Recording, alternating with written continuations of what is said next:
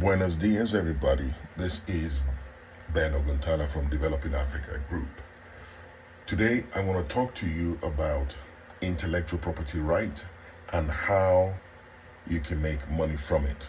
So, as you know, we're running the 1 million challenge in Nigeria, and the idea is how do you generate up to £1 million from your intellectual property right in Nigeria. So, many people get scared about the word intellectual property right or the phrase, and it's an undue concern.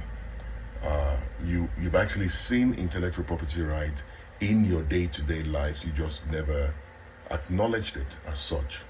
Now, unfortunately for us in Nigeria, it's more difficult to exploit your intellectual property right in Nigeria than it is outside Nigeria.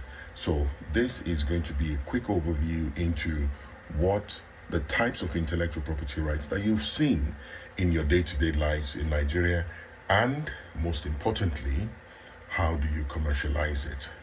So I will start from the scientific and more technical side of intellectual property rights, and then work my way down to the more common one. So, number one, for all my professors, all my researchers, you have patent, right? Patent is an invention. And I think the most common one that you've seen in Nigeria is alabukun, the drug, the medication that people use when when we're growing up, they fall ill, and alabukun is the one that you use. That was a patented invention. There are many inventions that Nigerians are capable of, but unfortunately, Nigeria is not the market for the commercialization of patents, right? Otherwise, a lot of our problems would have been fixed. Patents need money, right?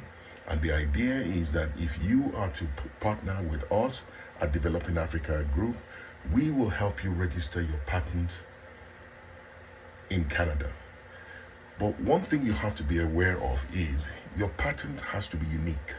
It needs to go through our intellectual property rights lawyers to do an assessment of whether or not you are eligible to register that invention. Because when you register something, if it belongs to somebody else or somebody else has done it before, you will be prohibited from registering that patent. So think about patent as an invention that needs a creative step. So you need to be able to have demonstrate that you have a creative step, and that is not common or not previously available or previously invented.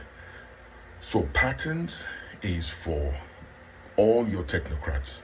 By technocrats, I mean your university professors, those who have, or even doctors or people, researchers in general. If you have something in that line, get in touch with us, register with us, because we can help you start developing your patents. Beauty of patent is when you register something and it is unique, you make a lot of money. But your patent needs to be where investors are based. And that is why we're focusing on Canada, because if you register a patent in Canada and an investor expresses an interest in it, they buy the right to use that patent from you, right? To commercialize it. So patents, very, very important. Second one, designs. Designs are very, very important because they, one of the easiest way I say to people is to get into the design world, right? If you see something that you believe you can improve, let's say anything in the world, right? Apple phone, for example, right? Be bold, design a new Apple phone, present it to Apple, and if Apple likes it, they'll buy the right to use it. Think about any industry that, especially in Nigeria, where you feel something is not quite right? And you have an idea to fix it. Well, if you design it, working with Developing African Group, we can present it to those companies for you. And like I said, if your design is protected and they find it useful, they'll buy it. That's the easiest way to do it. Glasses. The design of glasses is protected by intellectual property right. The design of shirts, anything. So if you draw, right? If you draw, remember how as a kid, secondary school, primary school, children would draw.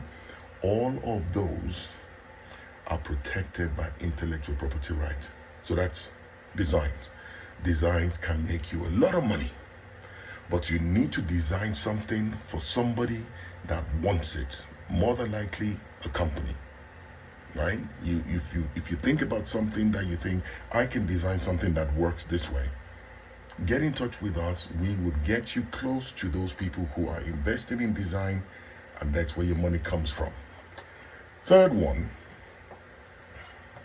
is trademark. Now, trademark generally refers to your logo. Now, for a lot of people think you're just designing logos for the sake of somebody's brand. But the reality is, whatever you do, and I'll give you an example. Coca-Cola bought a